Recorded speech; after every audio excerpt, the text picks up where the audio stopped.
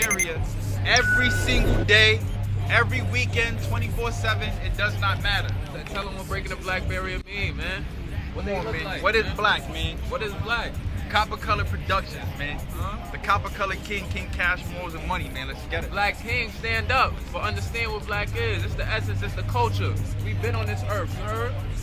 The Bronx was called for Apache. Huh? The Bronx was called for Apache, man. Oh, last breed, bro. We bringing it back, last breed. Really forever flying in this bitch, man. For the ancestors, baby. For all the ancestors out there, baby.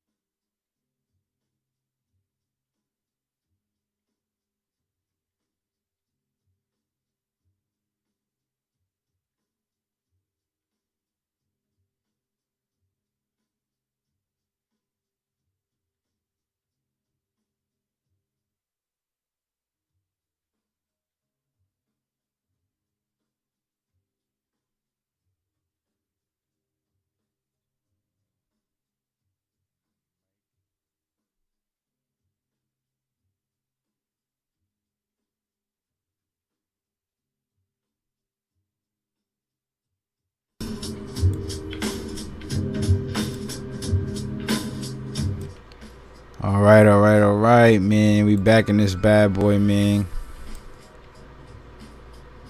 Copper Color King, we back in this bad boy, man. Copper Color love to all my supporters and all those who plan to join the live stream, man. Shalom.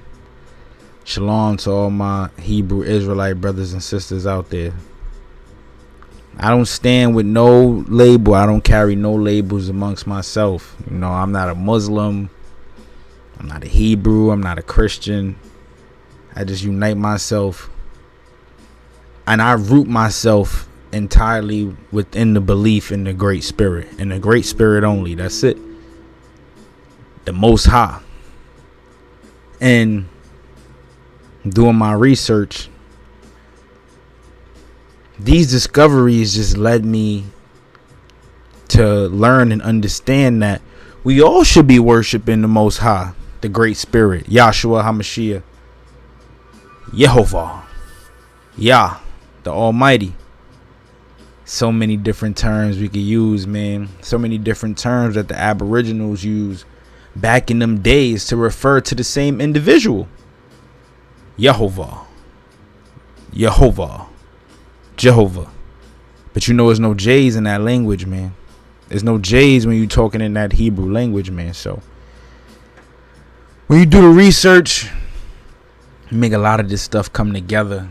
You know, we learn to understand, to believe that there were several tribes here in the Americas whose religious beliefs closely aligned with those who would consider themselves to be Hebrew Israelites. Hence the lost tribes.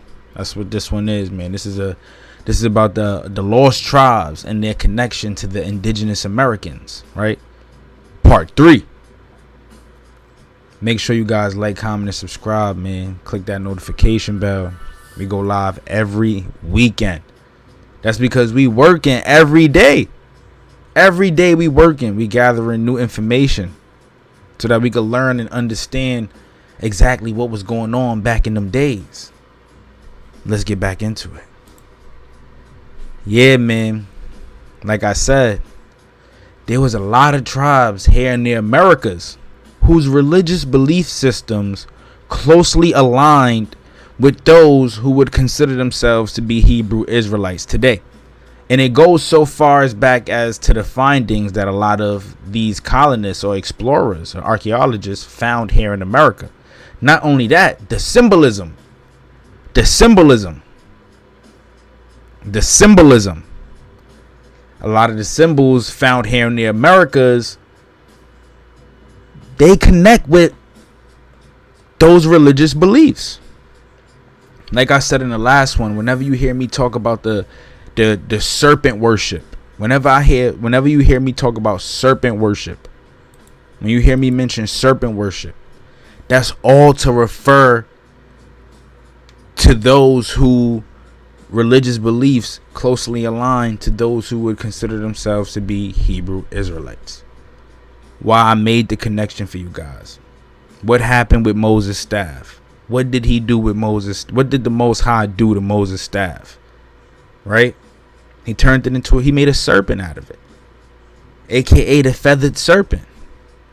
Right? And it's so real too. Here in the Americas, these tribes have their own mythologies, they call it, right? Mythologies, they call it mythologies that mention characters who are similar to those who can be related to Moses, or who can be considered to be their Moses of their time. We talking about folks like Kukulkan, you know, the deities, Kukulkan, Quetzalcoatl, the feathered serpent. They make a lot of reference to these dudes being similar to the Moses of that time. And we're going to get into it, man. We're going to connect the dots, man. We're going to make a lot of this stuff make sense. But before I even jump into it, I got a video to play for you guys. Make sure y'all check this out, man. This clip right here, this is what I'm talking about. This is the information that we got to gather so that we can understand and connect these dots. These people were copper colored. There's nothing that nobody can say out there that can take away from the fact that these brothers and sisters that were walking around once upon these times were of a melanated skin complexion. That means if Quetzalcoatl was a real person, he was a black man. If Kukulkan was a real person, he was a black man, a copper colored man, a melanated individual. So like I said, man, I got a clip for y'all.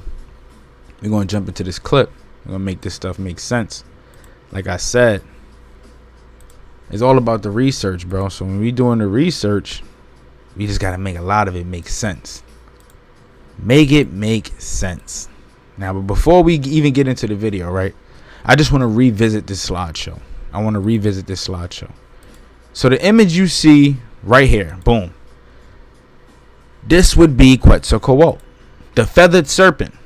As you can see, we got the red-skinned brother right here with the feathered serpent imagery in this photo. Now, remember this. Remember that we talking about Quetzalcoatl. Remember this. We're going to dive back into the discourse of the American Aboriginals and their connections to the ancient Israelites, or the lost tribes, shall I say. The lost tribes. And just pay attention to what they say about Quetzalcoatl and his connection to those folks they speak about in the Bible. All right. Now, real quick, like I said, we're going to dive into this clip. Let's check this out. Who was Quetzalcoatl, and why does he hold such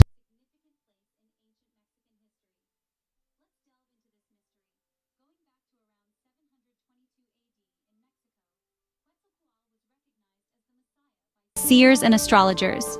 This was no ordinary deity. Quetzalcoatl was a god who could perform many miracles, and he was always depicted as having a black complexion. His influence stretches beyond that timeline. Right? They said Quetzalcoatl was always depicted as being a black man. A black man. Let's continue. Quetzalcoatl, also known as the feathered serpent, was a revered figure even before the Aztecs, dating back to the 6th century AD among the Mayans, where he was known as Kukulkan. In Aztec culture, he held an exceptional role, believed to be the creator god, the one responsible for the creation of all mankind. Interestingly, in many older depictions, Quetzalcoatl, or Kukulkan to the Mayans, was depicted as black, a fact that was generally accepted among scholars and historians. But the question remains, why was Quetzalcoatl, a deity so deeply rooted in Mexican culture, depicted as black? But before we get into the rest of this video, we want to take a quick second to tell you about our special limited with us forever to the video. Quetzalcoatl was not just a revered figure in Aztec culture. His influence stretched back to the 6th century AD, even among the Mayans, where he was known as Kukulkan. In these ancient societies, the god was often portrayed with a black complexion, a fact that may initially surprise us. Yet, this depiction was not an anomaly, but rather a consistent theme in the visual representations of this deity. This portrayal extends to other aspects of his appearance as well. His hair, for instance, was often depicted as woolly. These features are not just artistic choices, but carry deep symbolic meanings that reflect the beliefs and values of these cultures. This depiction of Quetzalcoatl as black was widely accepted among scholars and historians until recent times. The understanding of Quetzalcoatl's black complexion was so widely recognized that on July 7, 1945, the Indianapolis Recorder stated, "Quetzalcoatl was recognized as the Messiah by seers and astrologers and was depicted as black with woolly hair." Quetzalcoatl's black complexion was more than just a physical trait. It held a symbolic meaning that resonated deeply with the people who worshipped him. This dark hue, unusual for the typical depiction of deities, made him stand out, pointing to his unique role as a creator god and the architect of mankind. In the cultural context of the Aztecs and even the Mayans, where he was known as Kukulkan, this blackness was seen as a powerful sign of his divine essence. It represented the depth of the unknown, the mystery of creation, and the vastness of the cosmos, all elements closely associated with Quetzalcoatl's divine portfolio. The black complexion of Quetzalcoatl played a significant role in shaping the perception of this deity. It added layers of depth and intrigue to his persona, making him an enigmatic figure to be revered, feared, and admired. Despite the passage of time, the mystery and allure of Quetzalcoatl continue to fascinate historians and enthusiasts alike, making him a timeless figure in the annals of history. Trust us when we say, this journey through America's hidden black past is just beginning. If this glimpse into a world lost to time has captured your imagination, smash that like button, and don't forget to... His blackness was a testament to his divine prowess. Quetzalcoatl's blackness was a testament to his divine prowess. Now, I heard what they said, man. I shall say no more. I shall say no more. But let's check this out, though, right? So this is an abstract, right, that I got from the journal of the Book of Mormon Studies, right? Of Mormon Studies. Look at what they got to say about Quetzalcoatl, though. They say Quetzalcoatl the Maya maize god and Jesus Christ, right? This is by Diane E. Worth. Now, Quetzalcoatl is Aztec. Mayan is Kukulkan. Mayan came before the Aztecs. The Mayans came before the Aztecs. Thus meaning that the ideology, the religious ideology, passed on throughout different tribes or throughout those groups, which means that it has some type of divine source. There's a source to this belief system that was going on over there with those people. There's a source. Who came before the Mayans? We know the Olmecs came before the Mayans. So who was the Quetzalcoatl of the Olmecs? Right? Look at what they got to say about Quetzalcoatl, though. They say, many scholars suggest that Quetzalcoatl of Mesoamerica, also known as the feathered serpent, the Maya maize god, and Jesus Christ can all be the same being. Right? In my readings, we see when they talking about Quetzalcoatl, they're comparing him to Moses. But the comparison to Jesus Christ would be no different, right? They can all be the same being. By looking at ancient Mayan writings such as the Popol Vuh, something we definitely gonna go over on this channel, this theory is further explored and developed. These ancient writings include several stories that coincide with the stories of Jesus Christ in the Bible, such as the creation and the resurrection. The role that both Quetzalcoatl and Kukulkan played in bringing maize to humankind, maize, is comparable to Christ's role in bringing the bread of life to humankind.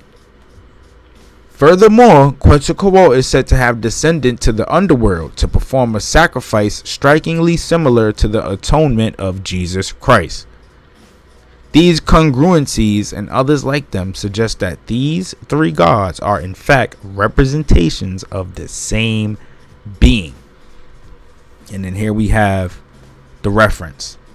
Authentic article. This is from the Journal of the Book of Mormon Studies. Authentic article. Ain't no cap in that rap, man. That's all I'm gonna continue to say, man. Ain't no cap in that rap. They're making the comparison that Quetzalcoatl and Kukulkan is the same as Jesus Christ. They're making that comparison, right?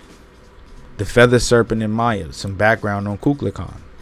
If I'm not mistaken, I mentioned him and we spoke about him, or this deity. I keep saying him. This deity in the last live stream, but in case I didn't, just to give some background, Kukulkan is the name of a feathered serpent god in the mythology and religion of Mesoamerica. In particular, the Yucatec Maya, the people who descended from the Olmec, the Yucatec Olmecs. He is also identified as the feathered serpent god, Quetzalcoatl, by the Toltecs and Aztecs, as Gukmats to the Quiche Maya of the Guatemala, and Ecatl, the wind god of the Huscatecs of the Gulf Coast. So all of these different tribes, right, or groups of people, Toltecs, the Gukmats, the Ecatl, the Huscatecs, all of these people had a similar belief system when we talking in terms of Quetzalcoatl, Kukulkan, Jesus Christ, the feathered serpent. They all have a similar belief system. Now, mind you, a lot of this stuff predates Christian beliefs. Or if anything, right, while that was going on over there on the east, this stuff was at its peak over here in the west. These religions are older, way older. And the question that people, or that I have to most people now, is where do most folks think these belief systems come from? It's no coincidence that they are very similar to the beliefs in Jesus Christ and Moses and the lost tribes, or whatever the case may be. Because when you think about the lost tribes, you got to think about it. What makes them lost? Their history. No one knows or understands their history. Their history is lost. Their migration pattern is lost. That's the same thing that we could say about a lot of the Aboriginal mythologies over here in America. This is why they call them mythologies. Religion and mythology ain't too different. It's the same thing. It's the same exact thing. It's just that what distances the two is that link. They severed that link. So now we won't even be able to make these connections ourselves without even doing research, because there's nothing that remains in our libraries or our history books that speaks about this information. Halito. We on Big Chief business right now. Big Chief business. That's what we on. Halito though, family. What it do, chicken stew? We in this bad boy, man. But yeah, they severed that link. So we won't even be able to make that connection now because of that missing information. But you know, we got artifacts. Like I showed y'all in the last live stream. We got the Great Serpent Mound. Right? In the shape of a serpent. Why was it erected in the shape of a serpent? Well, when we get into the mound, back into the Mound Builders book, and we dive back into that chapter, all of it is going to make sense. It's all going to make sense. Right? We got the Bat Creek Stone with the Hebrew hieroglyphs on it, right? The Hebrew inscriptions. The Bat Creek Stone found here in America. Right? And then we got the Commandment Stone. I spoke about this one in the last live stream. Right? This is the Commandment Stone. The 10 Commandments stated right on this stone right here. What's good in the Amerindian hood? It's all good in the Amerindian hood, man. You know, everything all good on this side. They love it on our side, baby. They love it on our side. That's why we keep dropping these gems, man. They love it on our side.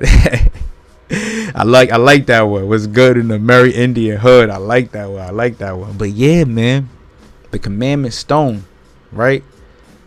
The serpent at the tip of the pyramids. If I'm not mistaken, this is one of the Aztecan pyramids. They got the serpent. Let's check it out.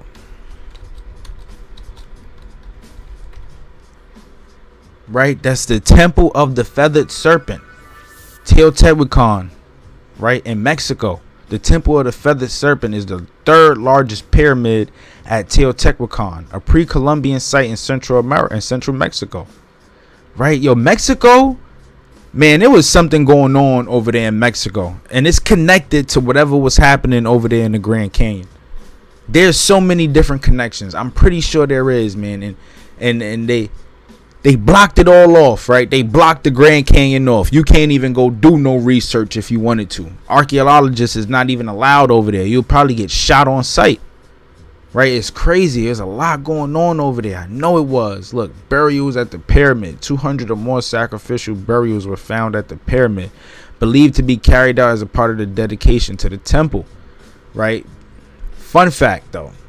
Those followers of the feathered serpent did not believe in human sacrifice. They did not believe in human sacrifice. And we're going to tap into it, man. Like I said, I ain't going to hesitate. In the last one I said we left off on page 12. We back in the Discourse. And for those who want the reference, who want to know what article this is, let me just give y'all the title real quick. What's this, right? Discourse on the evidence of the American Indians being the descendants of the lost tribes of Israel. The lost tribes of Israel. And we left off on page 12. And on page 12, we were learning about the medicine men and the Fabusa's role within a lot of these tribes. Now, for those who don't know what a medicine man is, right? A medicine man is technically a priest. That's a priest and or a pastor, right? You know how in the church you got those who get on the podium, they speak to the people, they empower the people, they empower them with the spirit of God, you know, whatever goes on inside the church. I'm not a fan, I'm gonna be honest. I'm not a fan. But inside the church, you got your pastor, you got your priest. The medicine men were pastors. The medicine men were pastors. And what we learned was it stated that the Indians have their prophets and high priests, the same as the Jews had. I want to talk about the role of the medicine man within Aboriginal communities real quick. And to do this, we're going to jump into the history of the Choctaw and the Chickasaw. And in the history of the Choctaw and Chickasaw book, they talk about the role of the medicine man. And check this out. Look at what they got to say. Now, using this text alone, I was able to pinpoint and accurately describe them to myself as priests and pastors. Because listen to this, right? This is how similar these people are, or these our ancestors were to the lost tribes. This is what they're saying. This is how similar they were, right? It says the Indians of this continent, talking about North America, openly acknowledged and sincerely believed in the one great and good spirit. The one great and good spirit. One entity. No pagan beliefs. Yo, man, these are our ancestors, man. These are our ancestors. But check this out, right? And also in the one great and evil spirit. No, like the devil. Right? Very similar. To the former, they gave divine homage with a devotion that well might put to shame many of those who have lived a lifetime under the light of the gospel dispensation, with scarcely a devotional emotion. Towards the latter, they cherished the greatest fear and dread, and sought continually the aid of the good spirit in averting the dreaded machinations of the evil spirit. They constantly reached out to the Most High, constantly, to guide them. They cherished, right? Cherished. This is how similar they are. And when I do research, I like to connect articles. I like to make connections. So if we see it in one and then see it in another and then see it in multiple others down the line that I'm going to show y'all, we know there's facts behind that. They cherished and sought continually the aid of the good spirit and averting the dreaded machinations of the evil spirit, of fighting off the devil. Therefore, they're talking about the Chickasaw and the Choctaw peoples, man. Big chief business.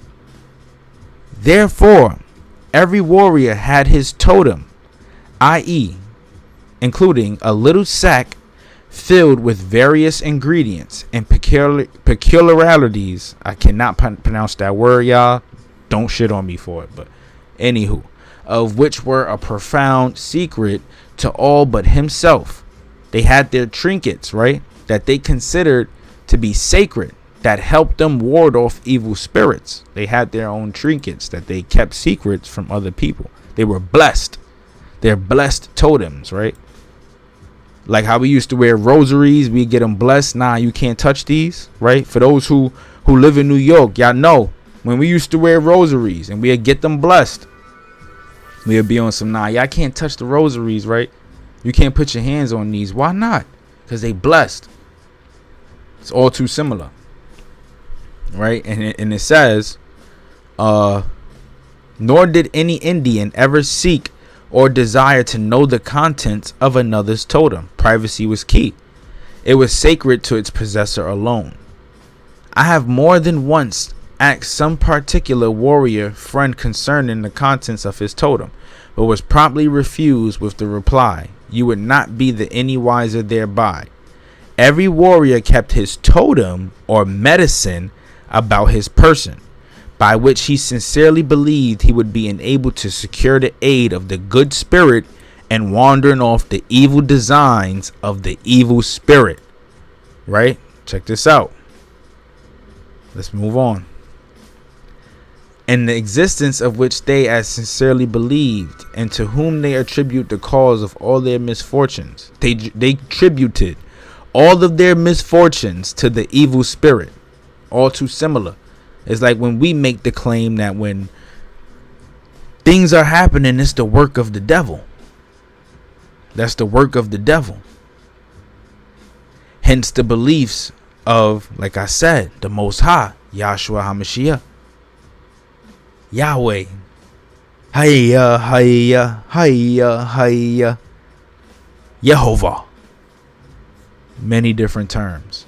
All these different terms that we could use to refer to that one Most High, that one higher power.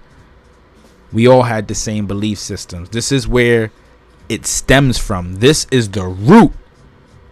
The root. Hence why they call it lost tribes. Let's continue.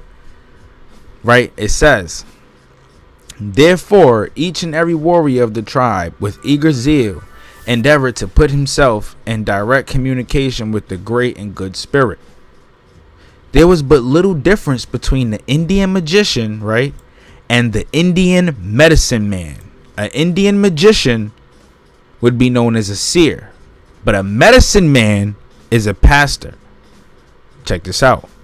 But when a warrior had attained to that high and greatly desired point of direct communication with the great and good spirit, and had impressed that belief upon his tribe as well as himself, he at once became an object of great veneration, and was henceforth regarded by all his tribe, regardless of age or sex, as a great medicine man. Right? He, the medicine man, who had the warrior who had attained that high and greatly desired point of direct communication with the great and good spirit, was referred to or looked at as the medicine man. Just like how when you go into church. Oh, this is from my brother. Let me tell you real quick. I just showed the folks. I'll give everybody a view. Oh, this is different. Sorry. This is the history of the Choctaw, Chickasaw, and the Natchez by H.B. Cushman. Go check it out. The history of the Choctaw, Chickasaw, and the Natchez by H.B. Cushman. Right.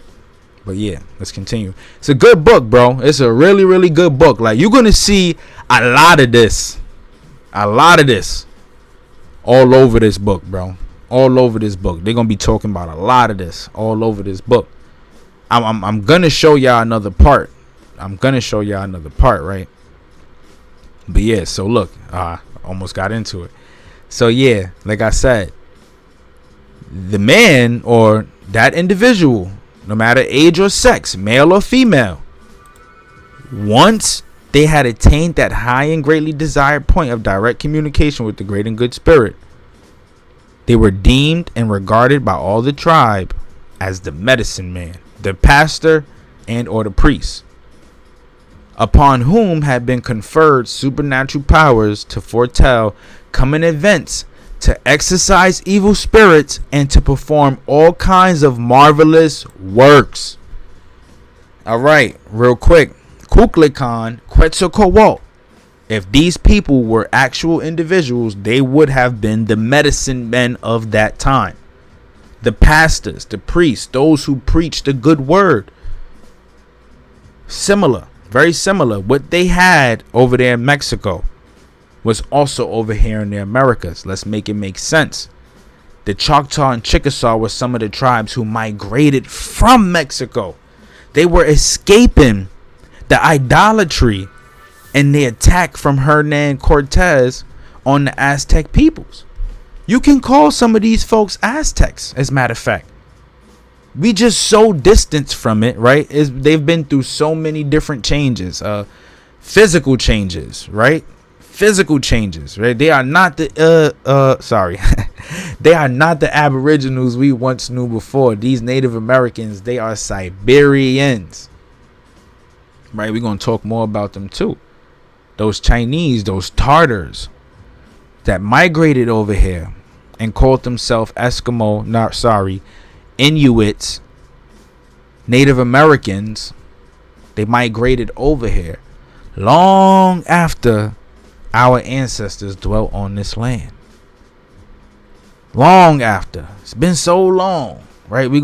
Once we get go back into the mound builders, the history of the mound builders book, we gonna see. They're gonna give timestamps to us, right? I'm not gonna sit here and act like I'm a calendar or a geological clock. I get all my information from the research. So once I pull a book out, we're going to be able to put the timestamps on things, right? This, that many years ago, 12,000 years ago, 15,000 years ago. We're going to start pulling them timestamps out, right? But let's continue. But few attained the coveted eminence. Yet he who was so fortunate, right? Few attained it, right? It was very hard to reach that peak. Very hard. Yet he who was so fortunate at once reached the pinnacle of his earthly aspirations. But before entering upon his high and responsible duties and assuming the authority of a diviner, a graduated medicine man, in other words, with a recognized and accepted diploma, he must also have enlisted in his service one or more lesser spirits, servants of the great and good spirit, as his allies or mediators.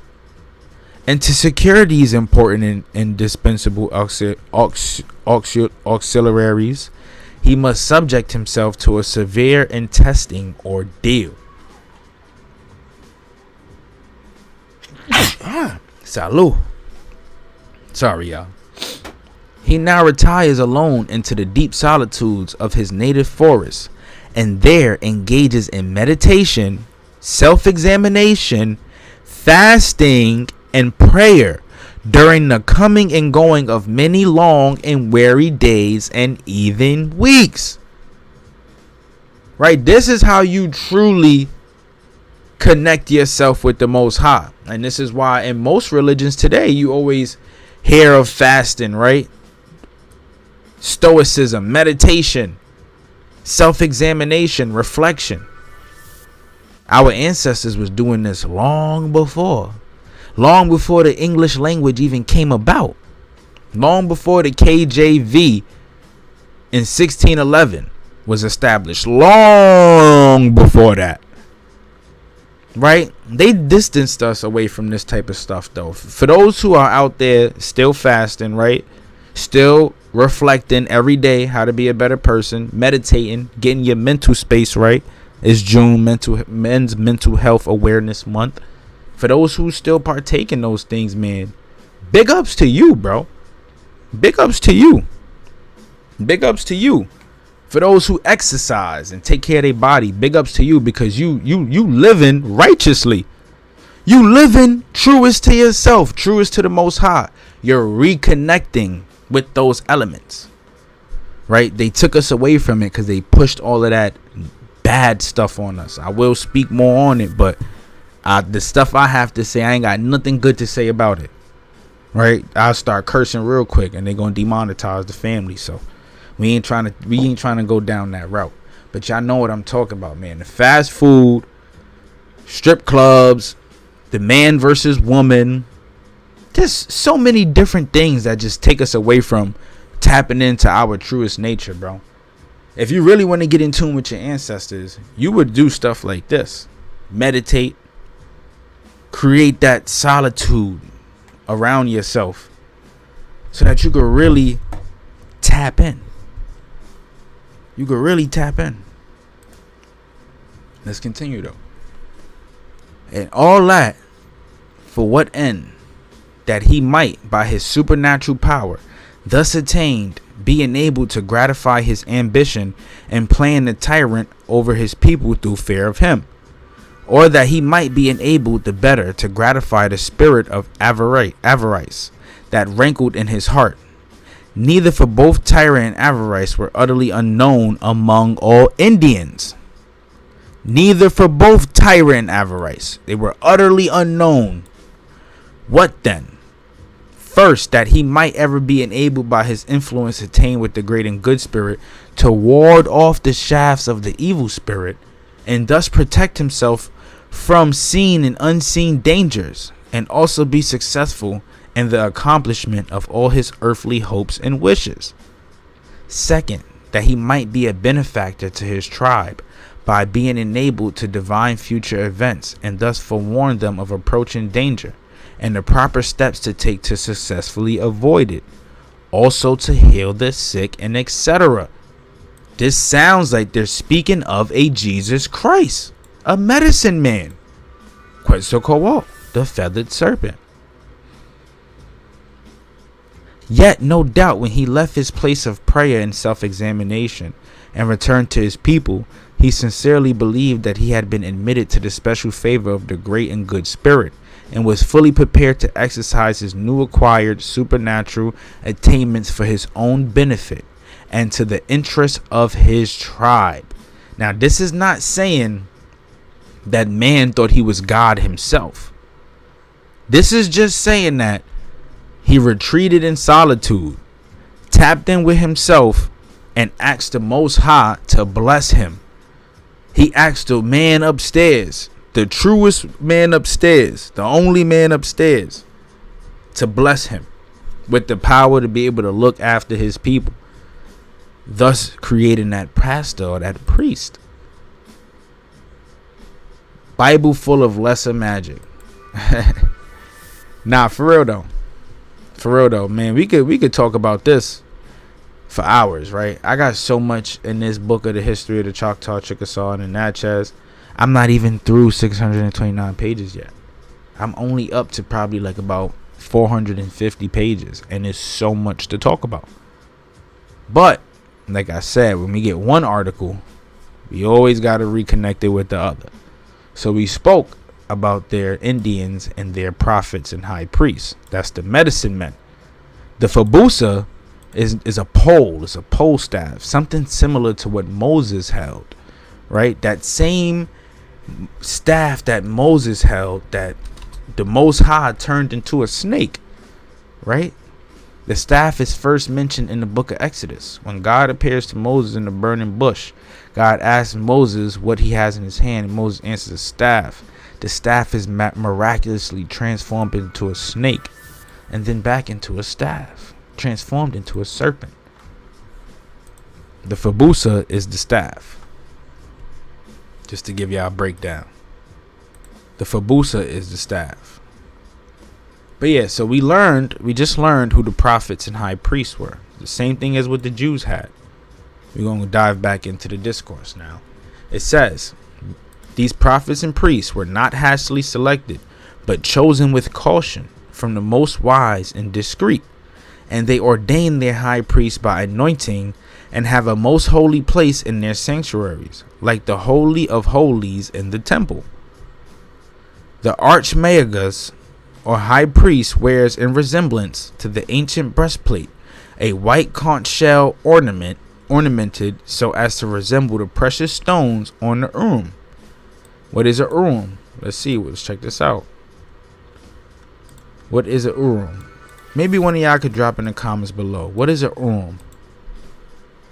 Help a brother understand. In the Hebrew Bible, the urim and the thummim are elements of the hoshen, the breastplate worn by the high priest attached to the ephod, a type of apron or garment. The pair are used infrequently in the Old Testament. In Exodus 28-30, through God's instruction to Aaron on how to adorn his breastplate worn in the holy place. In 1 Samuel 14:41, by King Saul to determine who was at fault for breaking the army's fast. And the book of Ezra 2 to determine whether those who claim to be, we can research more of that. Let's see. To determine whether those who claim to be the descendants of the priests of Israel were truly of that class. So the are elements of Hoshen, and it's a priestly breastplate, or breastplate of judgment. It was a sacred breastplate worn by the high priest of the Israelites. So what are they saying? The high priest, the medicine man, wears in resemblance to the ancient breastplate a white conch shell ornamented so as to resemble the precious stones on the urim. So this is what the high priest, the medicine man, rocks on his chest. Same thing as the Israelites. Such a connection. Big drop. Big drop. And instead of the golden plate worn by the Levite on his forehead, bearing the inscription of the Kodesh Ladonje, the Indian binds his brows with a wreath of swan feathers and wears a tuft of white feathers, which he calls Yatria. We learning, what is a Yatria? A Yatria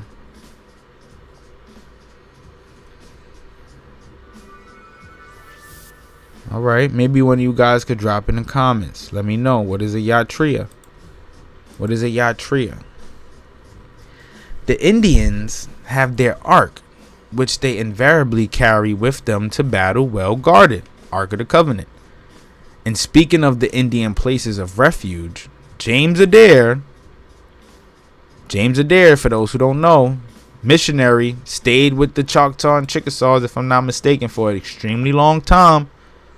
Observed them for extremely long time.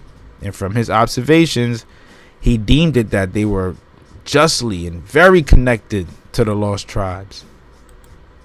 Right? He says, I observed that if a captive taken by the reputed power of the holy things of their ark should be able to make his escape into one of these towns, or even into the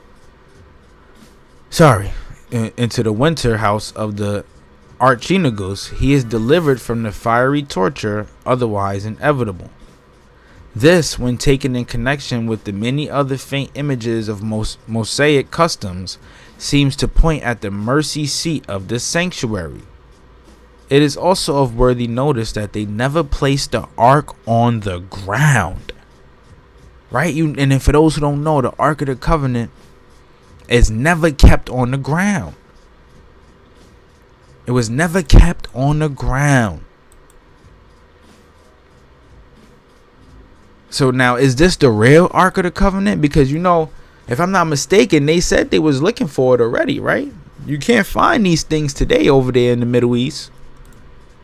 Right? So is this ark that these Aboriginals speaking about, is this the true Ark of the Covenant?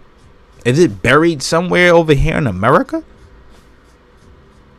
Right? They had their own ark and it was never placed on the ground. On hilly ground where large stones are plenty, they rested thereon. But on level prairies, upon short logs, where they also seat themselves.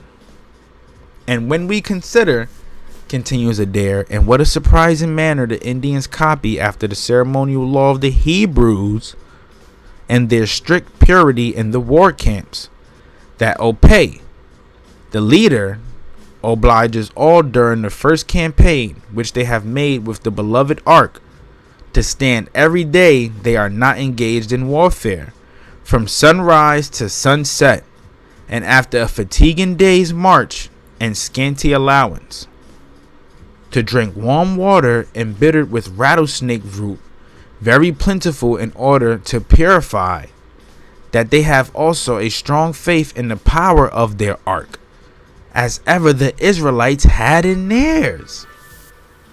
Big drop. The Aboriginals had a strong faith in their ark. Right? It was one of those things that they kept in high regard, just like their medicine men and the Fabusas. The Fabusas, these pole staffs that we can even call a cross. We can even call it a cross, right? That's what the Fabusa is. Ascribing the success of one party to their stricter adherence to the law than the other, we have strong reason to conclude them of Hebrew origin. They have strong reason to conclude these tribes to be of Hebrew origin. The Indians have an old tradition that when they left their own native land, they brought with them a sanctified rod by order of an oracle, which they fixed every morning in the ground and were to remove from place to place on the continent towards the sun rising till it budded in one night's time. Check this out, y'all, right?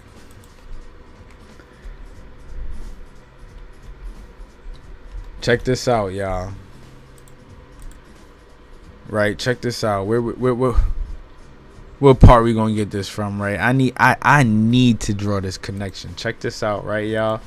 This is so beautiful. This is so beautiful. This is beautiful, right? So what they said, right? They talking about the Choctaw and Chickasaw migration story, right? Now we learned from one of my previous live streams that they migrated from Mexico. They migrated from Mexico. The Choctaws and Chickasaws, their names derive from a tribe that was there in Mexico. right? Called the Chichimequas and the Chocomaquas. Right, we're gonna find the part though. Just give me a second, y'all. I got a lot of information here.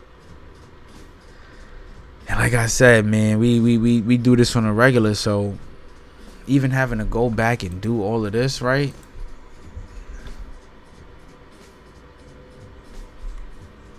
Right here, what it says.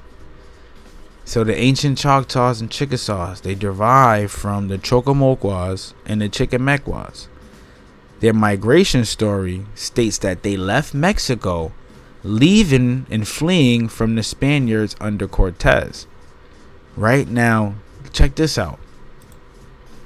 He said they had a pole, right, that they brought with them, a sanctified rod by order of an oracle, which they fixed every morning in the ground and were to remove from place to place on the continent towards the sun rise until it budded in one night's time.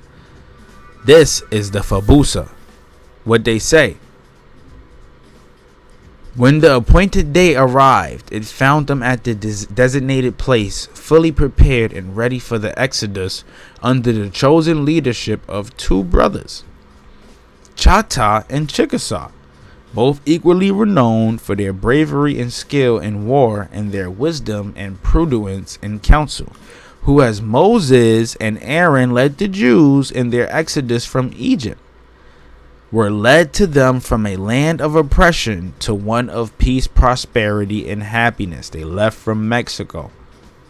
The evening before their departure, a Fabusa, a pole, was firmly set up in the ground at the center point of their encampment by the direction of their chief priest, their chief medicine man, and prophet, whose wisdom in matters pertaining to things supernatural was unquestioned, and to whom after many days fasting and supplication, the Great Spirit had revealed that the Fabusa would indicate on the following morning the direction they should march by its leaning, and as the star led the Magi to where the world's infant Redeemer and Savior sweetly repossess.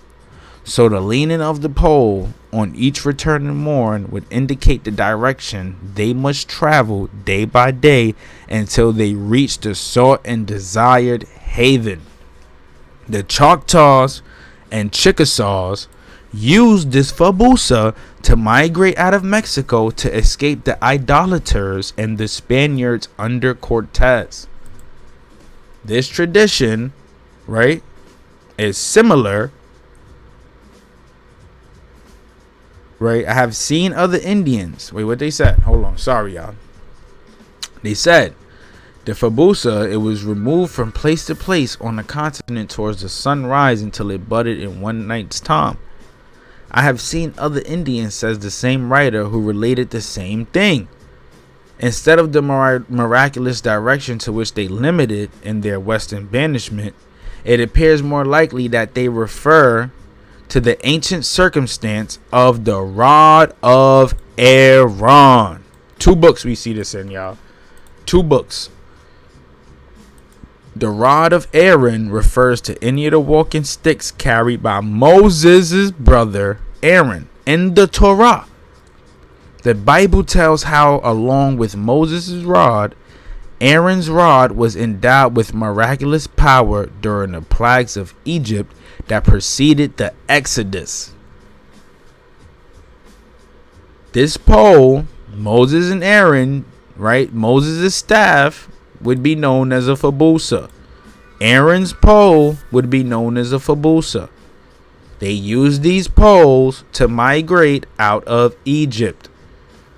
Just like how the Chocomoquas and the Chichimequas used the Fabusa to migrate out of Mexico. Like I said, something happened in the land that we know as Arizona, New Mexico, Texas, Mexico, and Central America. Something big happened over there once upon a time that changed the history of the world that we see it today. Because there is no way in the world that these religious cycles and lifestyles are this much similar. What do we say? The connection between the ancient Israelites and the Aboriginals of America. We in this bad boy. What can they say? They cannot deny this, man. Copper colored love. Shalom. Halito. Right? Let's get into it. Which, in order to check the murmur of those who conspired against him, was in his favor made to bud blossoms and yield almonds at one and the same time. It is a well-attested fact, and is here corroborated by Adair, that in taking female captives in the Indians have often protected them, but never despoiled them of honor. This statement of Adair in relation to the Ark is corroborated by several travelers. Sorry, I read that as 12. That's crazy. Major Long, a more recent traveler in his expedition to the Rocky Mountains, says in relation to the Ark, it is placed upon a stand, is never suffered to touch the earth. No person dare open all the coverings. Right? What they say about the Ark. People who've opened it and died, opened it, went blind, wild stuff like that, right? This been an ancient Aboriginal tradition. Nobody opened their Ark. No person dared to open the Ark. So when you hear people talk about it now, let's think about it. This stuff was happening hundreds of years ago. They was dealing with this stuff hundreds of years ago. Tradition informs them that curiosity induced 3 different persons to examine the mysterious shell, who were immediately punished for their profanation by instant blindness. Right? Once they opened up the Ark, they went blind. This is the Jewish punishment pronounced for looking on the Holy of Holies. Even now, for looking on the descendants of the high priests, who alone have the privilege of blessing the people.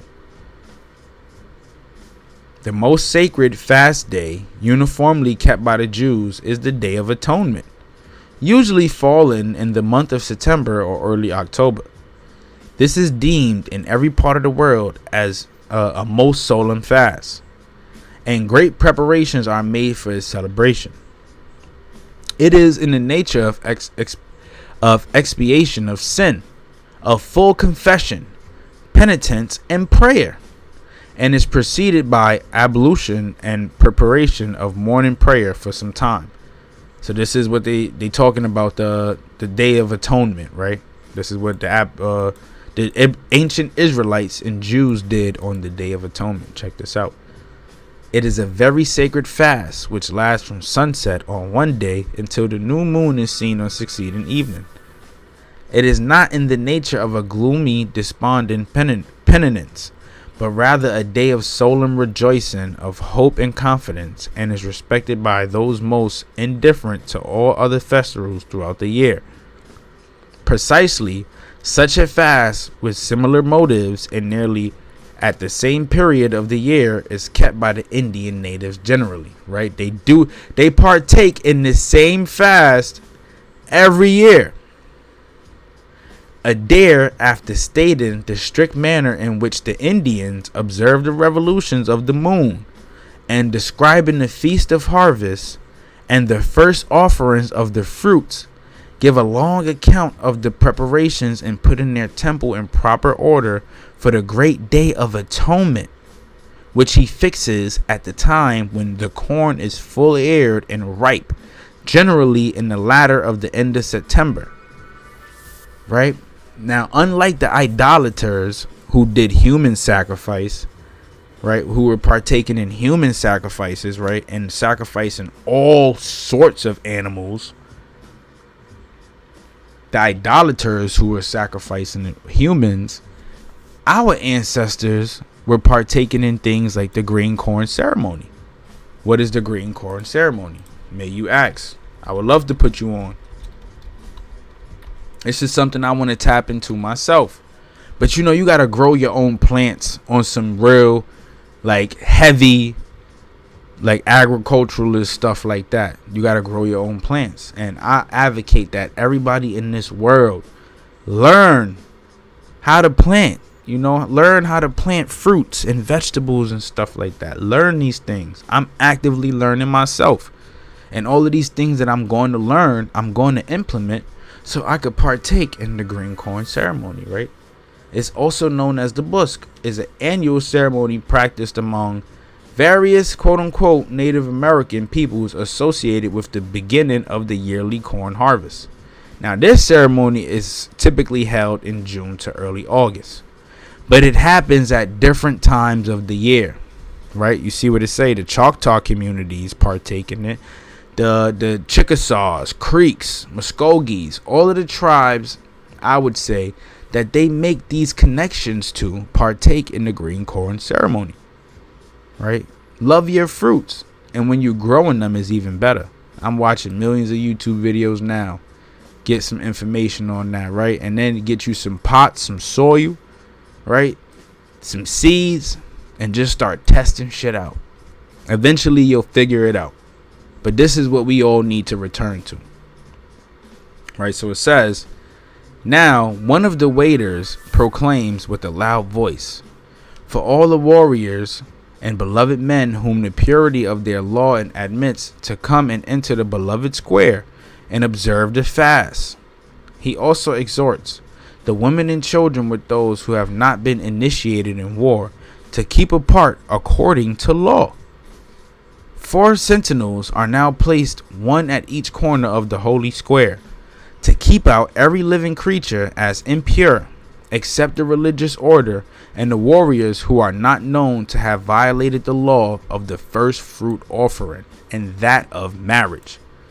They kept these things right here dear to them. Like, you break one of these laws, that's it, right? And it's so crazy, right? Because we've been distanced from this right here, right? Marriage ain't even marriage no more. It's a mirage, right? Now you see it, now you don't. It doesn't even exist. It's no longer real. The government turned this into a business contract, right? This used to be something that our people partook in because it was a part of our religious structure. Not because it kept families together. We would have been together regardless. And I got information on that too. New video coming soon. Right? The upbringing of the children. The connections of families, right? They kept them deep connections, right? It was hard to separate these ancestral families. Right? So let's continue.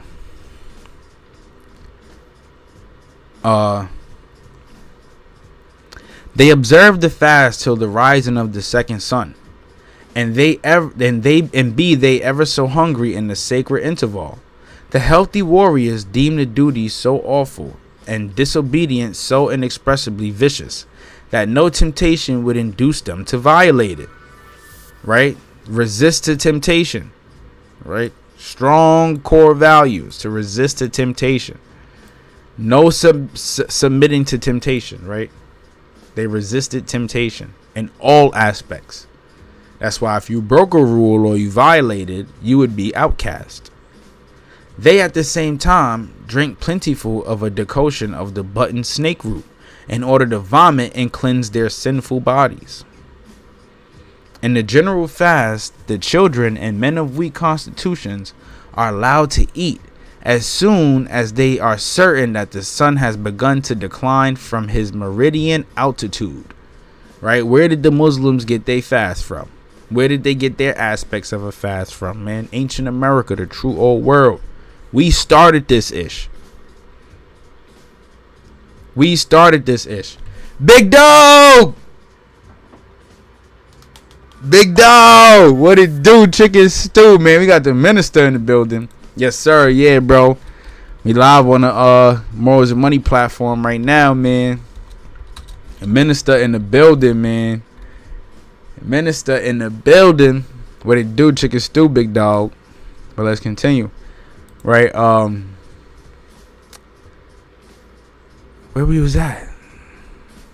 Oh, right. In the general fast, the children and men of weak constitutions are allowed to eat as soon as they are certain that the sun has begun to decline from his meridian altitude. Where did they get their religious belief systems from, man? We started this shit, man. Ancient America, the true old world. We started this. We are the blessed children. We are the lost and found. Right? Why don't you know anything about your ancestry, right? Why did they classify you as black? Why else would they do that? Ask yourself that question. Because the minute you find out,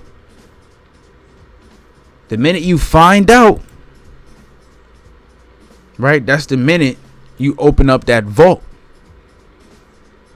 You open up that vault and ain't no stopping you at that point. It ain't no stopping you. But this is why they wanted to keep you at black. No matter where you migrated from, your ancestors, Europe, right? Even if some came from West Africa, we know a lot of West African tribes migrated from the Middle East. And some of these people in the Middle East have connections to these same individuals. Right? So no matter where they came from, there's still some connection. No matter where they came from. But overall, we started it here first in America, man. They got all this stuff from us. We started it, right? Now, everything is hushed. Nothing but silence all around. The great beloved man and his beloved waiter, rising up with a reverent carriage, steady countenance, and composed behavior, go into the beloved place or holiest to bring them out the beloved fire. The former takes a piece of dry poplar, willow or white oak, and having cut a hole, but not so deep as to reach through it, he then sharpens another piece and placing that in the hole, and both between his knees, he drills it briskly for several minutes till it begins to smoke, or by rubbing two pieces together for a quarter of an hour, he collects by friction the hidden fire, which they all consider as proceeding from the Holy Spirit of fire. The great beloved man or high priest addresses the warriors and women, giving all the particular positive injunctions and negative precepts they yet retain of the ancient law. He uses very sharp language to the women. He then addresses the whole multitude. He enumerates the crimes they have committed, great and small, and bids them look at the holy fire which has forgiven them. Right? Time of atonement. He presses on his audience by the great motives of temporal good and the fear of temporal evil, the necessity of a careful observance of the ancient law, assuring them that the holy fire will enable their prophets, the rainmakers who were also priests, to procure them plentiful harvests and give their war leaders victory over their enemies. The rainmakers were priest deities, right? Those responsible for making rain, aka the Most High, right? This is them asking the prophets and the rainmakers for the blessings to procure them plentiful harvests and give their war leaders victory over their enemies. He then orders some of the fire to be laid down outside of the holy ground for all the houses of the various associated towns, which sometimes lay several miles apart. Right? Mr. Bartman, who visited the Southern Indians in 1778, Southeastern Indians, sorry y'all, let's make that clear, Southeastern, in 1778, gives an account of the same feast, but in another nation. He says that the Feast of First Fruits is the principal festival. This seems to end the old and begin the new ecclesiastical, I can't pronounce that word either, y'all, ecclesiastical year. It commences when their new crops are arrived to maturity. This is their most solemn celebration, right? Because healthy crops was a sign that the good spirit and the good and high mighty spirit was blessed in the land. And if they lived righteously and followed their fast and followed their religious schedule, then their crops will be abundant and plentiful. Abundant and plentiful. So they gave many, we could say props, right, to the Most High for a lot of their contributions to their societies. The Most High made it possible. He blessed their crops. He blessed the people. He blessed them in times of war. Right? He blessed their migration out of Mexico, because these people, they lived righteously. Right? They lived by the laws. With respect to the sacrifices, we have had none since the destruction of the temple. But it was customary among the Jews in the olden time to sacrifice daily part of a lamb. This ceremony is strictly observed by the Indians, the southeastern tribes. The hunter, when leaving his wigwam for the chase, puts up a prayer that the Great Spirit will aid his endeavors to procure food for his wife and children. Like I said, the Great Spirit, the Most High, made everything possible. They did not succeed in anything without giving props to the Most High. Even if they failed, the ability to even do so, right, was a blessing from the Most High. Right, but look, and when he returns with the red deer, whatever may be the cravings of hunger, he allows none to taste until he has cut part of the flesh, which he throws in the fire as a sacrifice, accompanied with prayer. No human sacrifice. No human sacrifice, right? The sacrifice of a red deer, game, healthy meat. Healthy meat, pause. Healthy meat. Right? All travelers speak of this practice among the Indians, so clearly Hebrew in its origin. Right? All these connections that they making, man. I'm about to blow your mind with this next one, right? This next one is real because it'll even take us back to the Dark Ages, right? And how the Moors taught all of these folks, I want to call them just folks, let's just leave the word Caucasian out. These folks over there in Europe, how the Moors taught them science, math, and how to wash that ass. They taught them science, math, and how to wash that ass. Well, guess what? Washing that ass was prime for our ancestors, right? You can't go a day without washing that ass. Check this out. It says the bathings, anointings, ablutions, in the coldest weather are never neglected by the Indians. They will wash in the coldest weather. Ecclesiastical. Best I can write it out how it's pronounced. I'm crying. Good looking out, bro. Good looking out, right? But yeah, the bathings, anointings, ablutions in the coldest weather. They wash that ass even in the coldest weather. And they are never neglected by the Indians. They don't neglect washing that ass. The ass gotta be clean. Right? When you wake up, hygiene is number one. And it's not just because it's good to have good hygiene. I mean, obviously it's good to have good hygiene, but the Most High wants you to be clean too. Most High don't want you out here stinking, musty, doo-doo stains in your drawers, right? Like how them cavemen used to live, right? Until we taught them how to take care of themselves, right? What they say, right? And like the Jews of old, they anoint themselves with bear's oil, right? Same thing as putting on coconut oil, avocado oil. This is to moisturize the skin, in my opinion. But we go look up the significance behind bear's oil. I'm pretty sure there's some type of religious significance behind bear's oil. Maybe I could drop it in the comment section. Let me know. What is the religious significance behind bear's oil? Right? It says the Mosaic prohibition of eating unclean animals and their enumerations are known to you all. Check this out, right? No roaches of the sea. We don't eat roaches of the sea. It would be supposed that amidst the uncertainty of an Indian life, all kinds of food would be equally acceptable.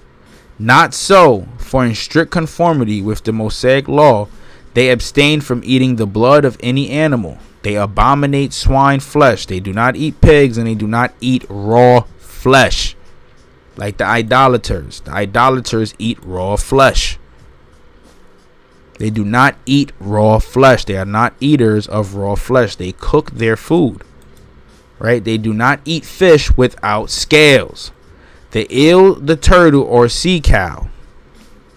And they deem many animals and birds to be impure. Just to let y'all know, this means that game, buffalo, deers, buffaloes, possibly cows, beef, fruits, nuts and seeds, pause. This is what comprised of the Aboriginal diet. And it's different now. We don't get those same foods anymore. And it's so crazy because they took that power away from us. When you build big cities, you take away from the need of having to promote agriculture. Right? These big cities, everything moving so fast. That's why you create fast food. You get it on the go.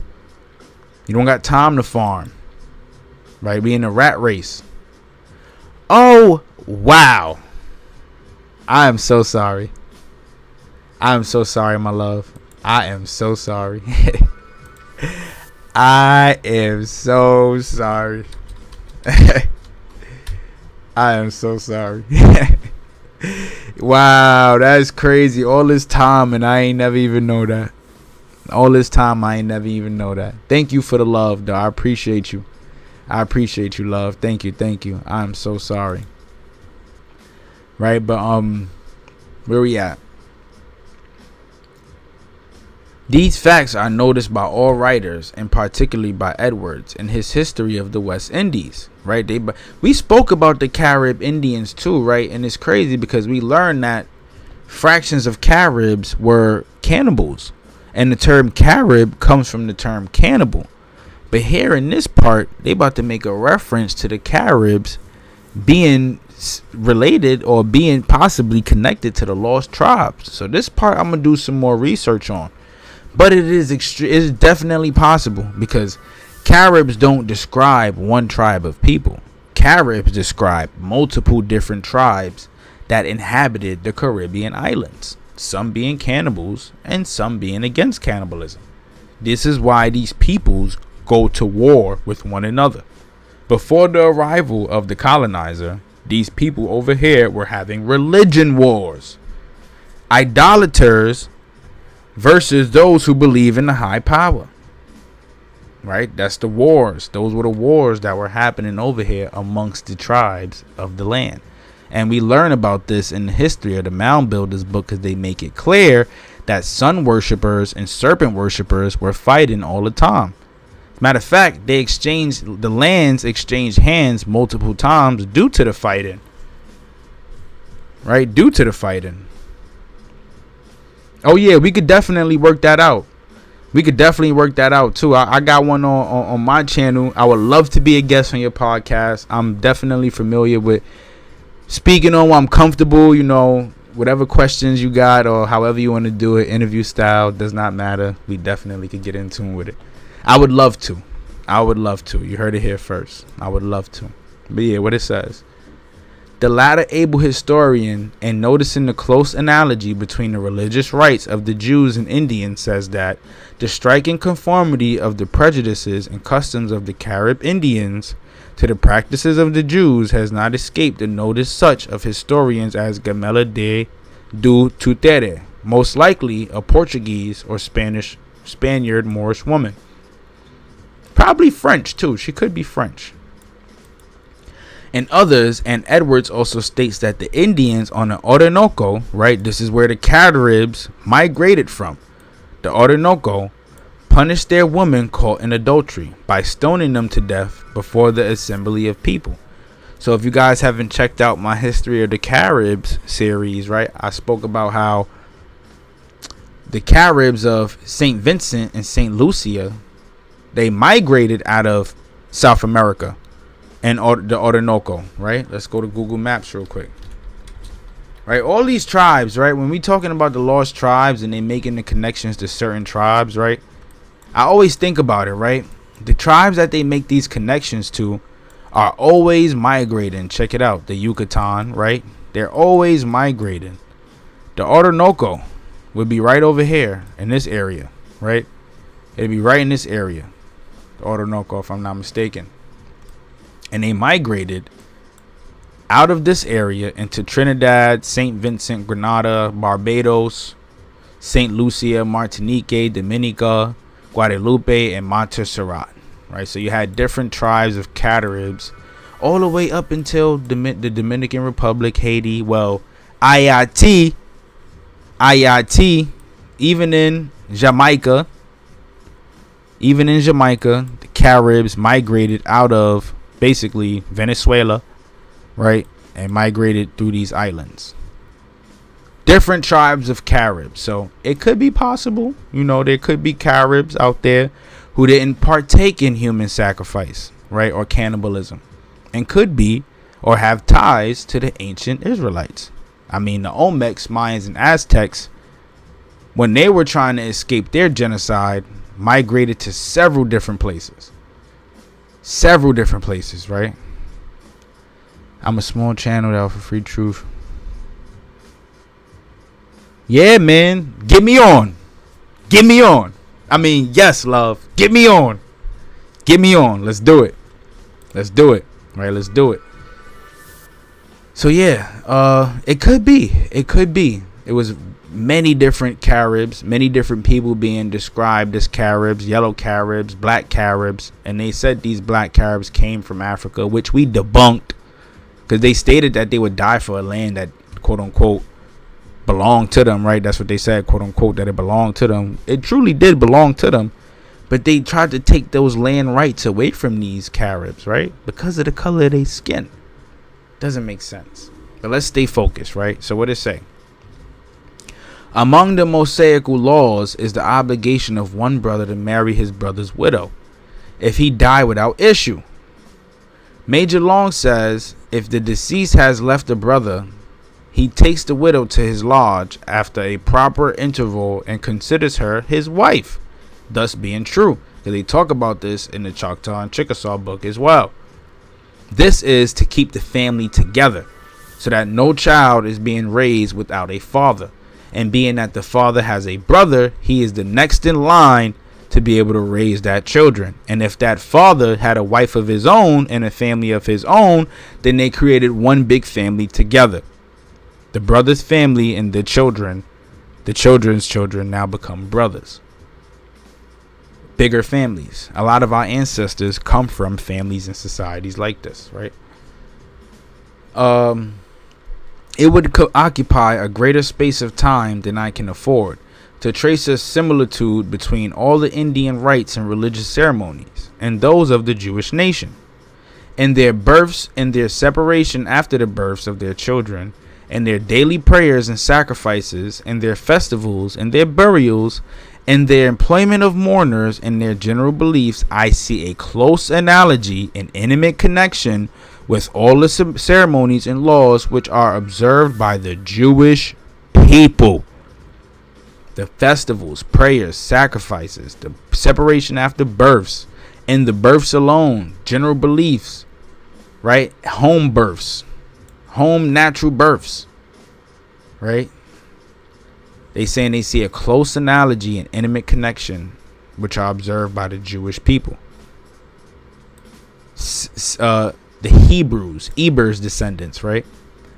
Making a due allowance for what has been lost and misunderstood in the course of upwards 2,000 years. Things about to get more juicy. All right, let's continue. A general belief exists among most travelers that the Indians are the descendants of the missing tribes. Mensa ben Israel wrote his celebrated treatise to prove this fact on the discovery of America. William Penn, who always acted righteously towards the Indians and had never suspected that they had descended from the missing tribes, says in a letter to his friends in England, I found them with the like continence to the Hebrew race. That's two people. I consider these people under a dark night, Yet they believe in God and immortality without the aid of metaphysics, right? Without the aid of anything outside of the belief of the highest, the higher power, the great spirit. If it don't got nothing to do with good spirit, high spirit, nope, keep it out of us, keep it away from us, right? They believe in God and immortality, right? They reckon by moons. They offer their first ripe fruits. They have a kind of feast of tabernacles, right? For those who don't know what the feast of tabernacles is, right? The feast of tabernacles, right? We're going to get into it real quick just to give people a backdrop of what the feast of tabernacles is, right? According to the Hebrew Bible, the tabernacle, also known as the tent of congregation, was the portable earthly dwelling of God used by the Israelites from the Exodus until the conquest of Canaan. Moses was instructed at Mount Sinai, the Mount Sinai here in America, huh? Utah? What? Utah? Mount Sinai? To construct and transport the tabernacle. With the Israelites on their journey through the wilderness and their subsequent conquest of the Promised Land, after 440 years, Solomon's temple, ancient Peru, y'all, Solomon's temple, ancient Peru, South America, and Jerusalem, city of David, South America, superseded it as the dwelling place of God. Right? That is what a tabernacle is. What is the Feast of Tabernacles? The Feast of Tabernacles, or Sukkot, is the third great annual pilgrimage festival when the Jewish people gathered together in Jerusalem, not only to remember God's provision in the wilderness, but also to look ahead to that promised Messianic age when all nations will flow to Jerusalem to worship the Lord. The Feast of Tabernacles. They're saying that the Indians had their own Feast of Tabernacles. They are said to lay their altars with 12 stones. They mourn a year and observe the Mosaic law with regard to separation. This is three people.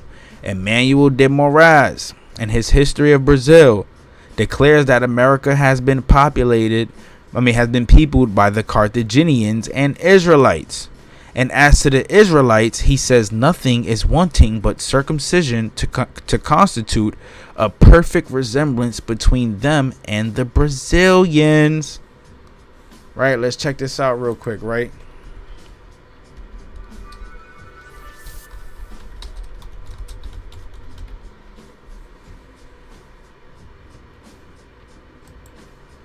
Let's check this out real quick, right?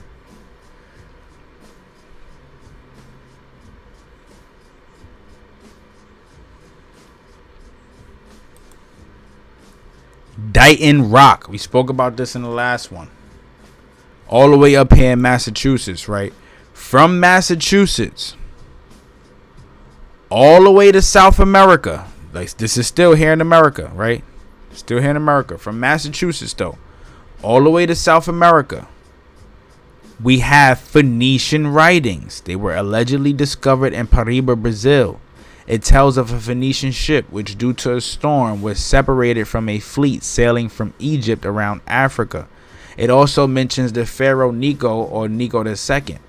A transcription was shown to Ladisu de Souza Melo Neto, director of the National Museum of Brazil. He first accepted the inscription as genuine, but by 1873, philologist Ernest Raven convinced him that it was a forgery. Right? They convinced him. Not saying that it's true, but they convinced him.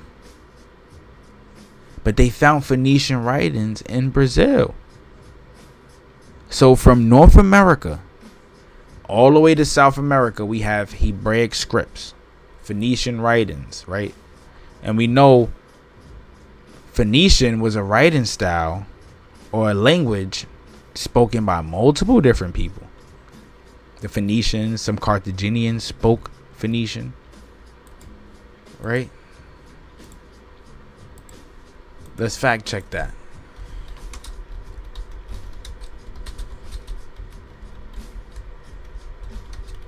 Let's fact check that. A Punic language, also called Phoenicio-Punic or Carthaginian, is an extinct variety of the Phoenician language. It is a Canaanite language of the Northwest Semitic branch of the Semitic languages. Right? That one went deep. Right? We ain't going to go into Bible study because, like I said, I'm still doing the research on the Bible myself and those mythologies and stories. A question, according to the oral, were the slaves the ones who received the first Bibles in North America or the Americas? Oh, that's a good question. No. Actually, yes. If we talking about Aboriginal slaves, yes. If we talking about African slaves, no. Because when they came over here in the 1500s, that was their first attempt to Catholicize the land. That was their first attempt. They weren't able to establish a colony in the Americas until the 1600s, and the Bible was the word for these folks. And then we know in 1611, that's when the KJV was established. So after that point, every missionary that came over here to the Americas tried to colonize first using that strategy. And we're going to learn a lot more about that too, but it didn't work. Right? They killed them off. It took them about 5 different times to establish Jamestown alone. And they tried to do that using their Bible. And what they told them, that Bible holds no weight. Chief Tuscaloosa, if y'all didn't check out my episode of the Chief Tuscaloosa, the Black Warrior, he told Hernan de Soto that his Bible means nothing. That book you holding means nothing. It's a joke. Right? Because a book does not dictate. And we're going to exclude the Torah, right? We're going to exclude the Torah because allegedly, according to my research, right, or conversations I've had with people, that's the first book. So we're going to exclude the Torah. But it doesn't take a book, a Bible, especially one that was rewritten, right? They used Google Translate to rewrite the Bible. They used their form of Google Translate to rewrite the Bible. And they established the KJV and brought that over here and used that to colonize our people.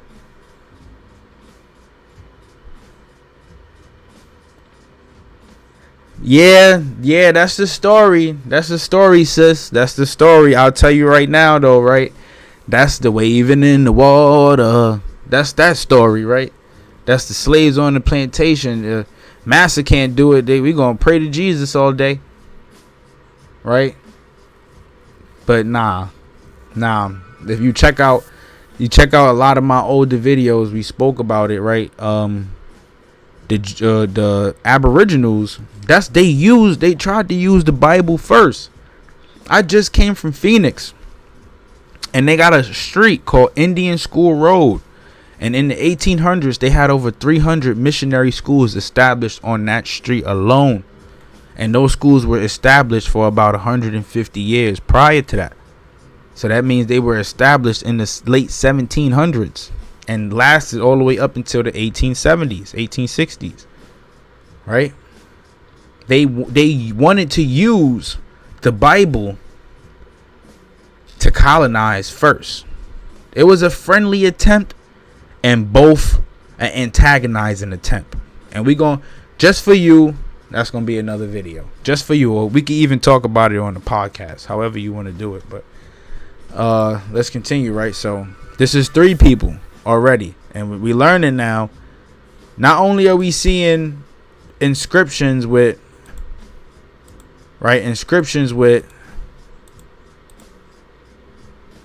Hebrew script on it, right? But we see Phoenician, Hebrew, Carthaginian script all throughout the Americas. All throughout. Right? The Reverend Mr. Beatty, a very worthy missionary, says, I have often before hinted that I have taken great pains to search into the usages and customs of the Indians in order to see what ground there was for supposing them to be a part of the 10 tribes. And I must own to my no small surprise that a number of their customs appear so much to resemble those of the Jews, that it is a great question with me whether we can expect to find among the 10 tribes, wherever they are at this day, all things considered, more of the footsteps of their ancestors than among the different Indian tribes. That's 4 people. And then Monsieur de Guingues, and French historian, speaking of the discoveries made in America before the time of Columbus, says, these researches, which of themselves give us a great insight into the origin of the Americans, lead to the determination of the route of the colonies sent to the continent. And he proceeds to give reasons for his belief that greater part of them passed thither by most of eastern extremities of Asia, where 2 continents are only separated by a narrow strait, easy to cross, assuming that they came across the Bering Strait.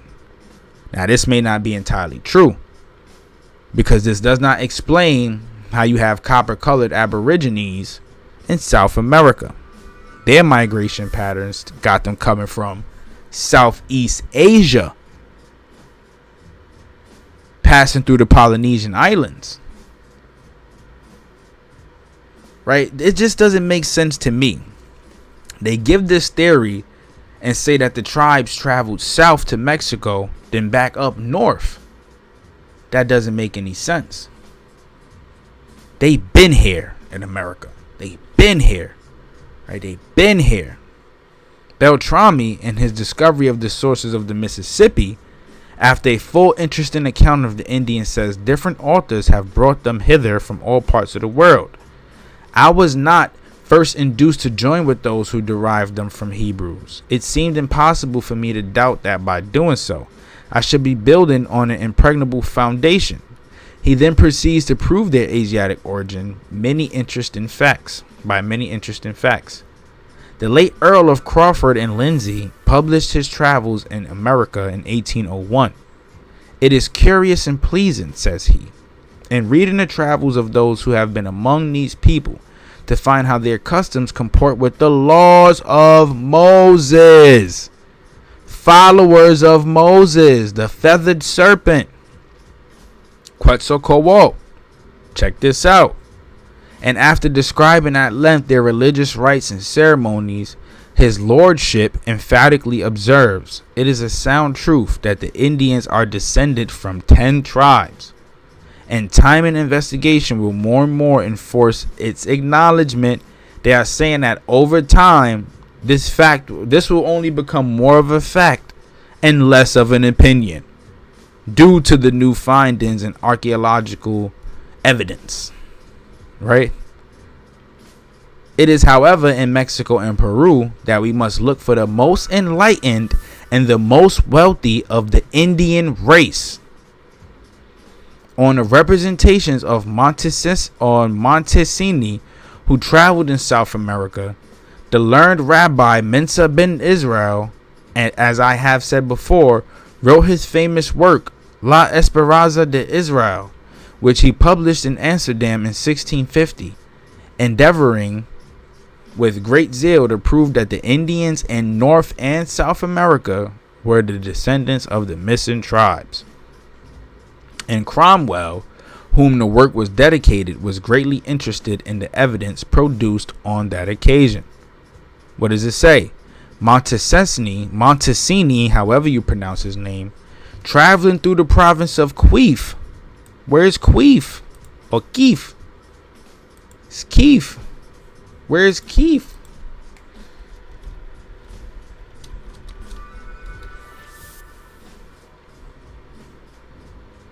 What is the province of Keef? Is this like a holy land? Right? Found that his Indian guide was a Jew. So going through the province of Keef, wherever this may be, possibly South America, found out that his Indian guide was a Jew. Right? And pursuing his inquiries, discovered that immense numbers lived behind the Cordilleras. Assuming this means homes or blockades or something like that. Francis, the name of his guide, admitted to Montesini that his god was called Adonai. Adonai. Right? For those who don't know, Adonai, Judaism considers some names of God so holy that once written, they should not be erased. Adonai. The tetragrammation is never pronounced in Adonai, the Lord, or Hashim, the name, is substituted. Adonai, the Lord, means the Lord. It means the Lord. So this Indian Jew in South America called his God Adonai. And that he acknowledged Abraham, Isaac, and Jacob. Right? For those who don't know Jacob is Israel. Later given the name Israel, the patriarch of the Israelites. Jacob is Israel. He acknowledges Abraham, Isaac, and Israel and his ancestors, and they claim to have descended from the tribe of Reuben. Where does the tribe of come from? And I would go through the 1611 right now myself, but that's going to take up too much time. The tribe of Reuben descended from Reuben, eldest son of the patriarch of Jacob. Right? Reuben is Israel's son. Eldest son. Reuben is Israel's eldest son. So this Indian said that his ancestors descended from Reuben, Jacob's, Israel's eldest son. Acosta contends that they have a tradition relative to the flood, to the biblical flood,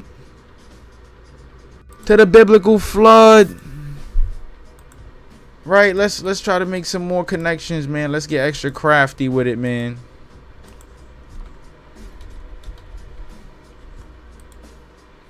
Right? The Choctaws and Chickasaws had a tradition that had a strong resemblance to the account of the deluge, the flood. So flood myths, they all across the board, right? What it say? It is not fiction or fable, but the actual tradition of the ancient Choctaws as related to them, to the missionaries in 1818. When this knowledge of the flood of the Bible, does one reply they obtained it from the early European explorers of the continent? Not so. Not so. For the earliest explorers speak of the North American Indians, various traditions of the flood. So the flood myths go all the way, they in multiple tribes, I mean. Right? That they preserve the rite of circumcision. They offer the first fruits, and in Peru, city of David, right? They eat the Paschal lamb. Well, Peru, not the city of David, but Cusco could be the city of David. Peru is just ancient land. And multiple different peoples had their hands on that land, right? Just the Incas. Man, listen, this history, it go deep. It go deep, right? It go deep. They eat the Paschal lamb. They believe in the resurrection and clothe the dead with the richest equipage. Lopez de Gomara says that some of them, and not all, are circumcised. They follow circumcision. Acosta continues. The Mexicans point out the various stations as their ancestors advance into their country, and it is precisely the route which they must have held had they been immigrants from Asia. Mensa ben Israel declares that the Indians of Mexico had a tradition that their magnificent place of worship had been built by a people who wore their beards and were more ancient than their Incas. Right? They wore beards. So when you hear of tribes not having hair on their face, that's because they shave it off or they pluck it off. Right? These folks grew facial hair. In addition to growing hair, they just plucked it off. That was a thing for North American Indians. There you go. You got a KJV from 1901 that shows it was Indians that got the first Bibles. They got the first everything. They got the worst mistreatment of slavery. They were the slaves, right? That they were saying were being shipped out of the Americas, right? Actually, they shipped out more Aboriginal slaves than any Africans would have came into America. The numbers don't even equate. It don't even equate. Majority of the slaves brought from the Caribbean islands were Aboriginals. They were Aboriginals. French mixed, Spanish mixed Aboriginals. Right? It's a whole hijack behind a lot of that, right? Like Cootie May will be saying. It's a whole hijack, right? They tell us that African stuff because you can't go. It's not easy to go across the Atlantic Ocean and discover your history, man. If you knew how close it was to you, you'll jump to it. But they don't want you to figure that out, right? The Indians of Mexico had a tradition, and their place of worship had been built by people who wore their beards. In the Universal History of 1748, it is affirmed that the Mexicans and other American Indians rend their garments in order to more effectually to express grief, the Hebrew custom at this day. Lopez de Gomara states that the Mexicans offer sacrifices of the first fruits, and when Cortez approached Mexico, Moctezuma shut himself up for the space of 8 days in fasting and prayer, probably hoping that he can make them go away. But who is Moctezuma, right? Who is Moctezuma? The Black Aztec? I spelled that all terribly wrong, right? Moctezuma? The Black Aztec? The man who fought against Hernan Cortez? Moctezuma? Oh, so y'all saying he was a Jew, right? He shut himself up for the space of 8 days in fasting and prayer, hoping that Cortez go away. Emmanuel de Moraes and Acosta say that the Brazilians marry in their own tribes and families. And Escobedo affirms that he frequently heard the southern tribes repeat the sacred notes, hallelujah. When he says southern tribes, they talking about South America, not southeastern United States this time. So this is throughout the Americas. Hallelujah. Malvinda states that several tombstones were found in St. Michael's with ancient Hebrew characters. Check this out. When the Spaniards invaded Mexico, the Cholula, Tower of Babel, was considered a holy city by the natives. Cholula was a city before they built the Pyramid of Cholula, right? With magnificent temples in which the high priest Quetzalcoatl preached peace to man and would permit no other offerings to the master of life than the first fruits of the harvest. Hawa, big facts. Big facts. That's that guy, man. That's that guy. Listen, it's because of brothers like that and why we choose to do what we do. I had to go do my own ancestral research, and I found out the truth. So we gotta spread love, knowledge, man. We gotta spread love and knowledge, right? But what they say, Quetzalcoatl, the high priest, the master of life. The master of life. Who is Quetzalcoatl? Kukulkan, Khan, the same person, right? One just came after the other. Mayans first, Aztecs second. Kukulkan, Quetzalcoatl, the high priest. The high priest. They made no other offerings to the master of life than the first fruits of the harvest. Right? We know by our tradition, said the venerable Prince Moctezuma to the Spanish Cortez, that we who inhabit this country are not the natives, but strangers who come from a great distance. Big drop. Big drop. Big drop. Because why? Why is this a big drop? Why is this big drop? Because there was once a tribe, the Olmecs, that existed in the Yucatan prior to the Aztecs. So if these are the strangers who come from a great distance, and the natives, they picked up their culture from the natives, those people being the Olmecs, we know they were copper colored, then what does this say about the Olmecs, man?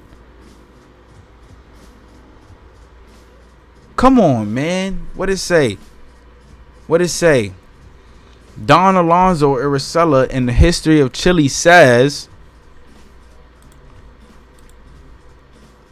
the Araucanians' knowledge of one supreme being and believe in the immortality of the soul, and the Abbe Clavigo declares that they have a tradition of the Great Deluge, the flood, more flood myths. The laws and ceremonies of the Peruvians and Mexicans have no doubt been corrupted in the course of many ages. Check this out. This is what I said, right, about the Incan towers and temples. Their great and magnificent temple, evidently in imitation of that erected by Solomon, was founded by Manco Capac, or rather by the Incan Yupanque, who settled it with great wealth. Who is Manco Capac? Let's see his temple. They saying it's similar to a temple built by King Solomon. Right? This is an Incan temple built by Manco Capac. An Incan temple. Let's see if we can find more on it. The legendary founder of the Incan dynasty, Manco Capac. You know, they got this whitewashed image of him. It's a whitewashed image. But we know they say he built a temple that is very similar to the temple. Look at Manco Capac and his black statue, y'all. But it's very similar to King Solomon's temple. And this temple is called God's Gate in the Sun Temple, which was most likely inhabited by multiple different peoples. One calling it God's Gate and the other calling it the Sun Temple. Let's see, who is Incan Yupanque?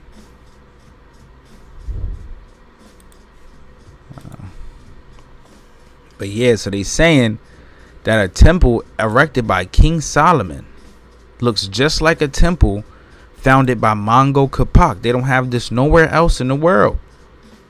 Right? Clavigo and De Vega, in their very interesting account of this temple, say that we called the altar was on the east side of the temple. There were many doors to the temple, all of which were plated with gold, and the four walls, the whole way round, were crowned with a rich golden garland, more than an ell in width. Round the temple were 5 square pavilions, whose tops were in the form of pyramids, truncated pyramids. The fifth was lined entirely with gold, and was for the use of the royal high priest of sacrifices, in which all the deliberations concerning the temple were held. Some of the doors led to the schools where the Incans listened to the debates of the philosophers, sometimes themselves explaining the laws and ordinances. Right? We just got so much drop from that part, bro. So much drop from that part, right? So much.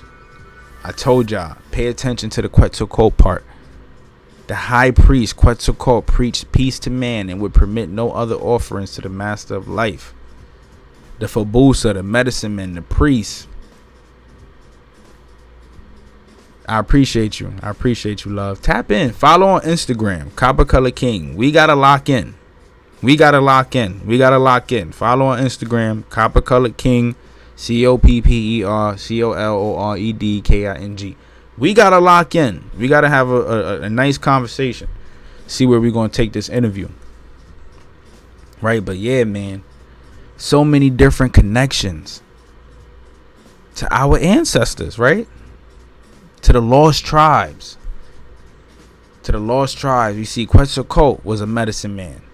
We learned that Quetzalcoatl was a copper-colored individual. Had he been a real man, had he been a man of flesh, right? However, he was copper-colored. We learn, we see the true way to live, man, is in the history books. The true way to live is in our history books. It's in the history books. Right? Our ancestors had a specific way of living, and they got it from their ancestors. Right? And once these colonizers got whiff of that, they started putting up these hater blockers, right? Because they hate us. They hate us. They just hate us. They hate us. If it's copper colored, they do not want it to thrive. Other copper colored people don't even want black people to thrive. And so it's crazy, bro. This is why we really got to connect to the roots and stay in our own bubble, right? But also at the same time, spread this information. Spread this information. Oh man, look like I'm beginning a new cut then. Definitely when we tap in. Definitely gonna need that lineup. Definitely gonna need it, man. But yeah, we learn there's a huge connection between the lost tribes and the Aboriginals here in America. So this goes for our ancestors. This means this connects us to the lost tribes just as much as it connects us to the Aboriginals here in America. Right? And this is why learning history is important. We can't let them dictate what any of this means anymore. Because if we leave it up to them, they're going to lie, cheat, and steal all day. And that's not really getting us nowhere. Our culture is in danger. Our culture is in danger. Man, don't even worry about it. Don't even worry about it. I ain't even tripping. Don't even worry about it. Don't even worry about it. It's all love. This is free information. Right? But they don't want us to understand how important we are to life.